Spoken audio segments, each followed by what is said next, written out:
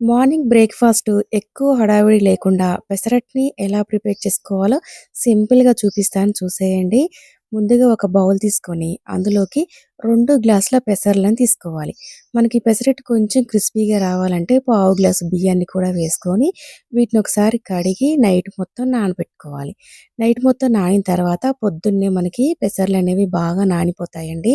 ఇలా నానిన పెసర్లని ఒక మిక్సీ జార్‌లోకి ట్రాన్స్‌ఫర్ చేసుకోవాలి. తర్వాత మనం తినే కారానికి తగినట్లుగా పచ్చిమిర్చి, కొద్దిగా వాటర్ వేసుకొని ఈ పెసర్లని ఇలా మెత్తగా గ్రైండ్ చేసుకోవాలి.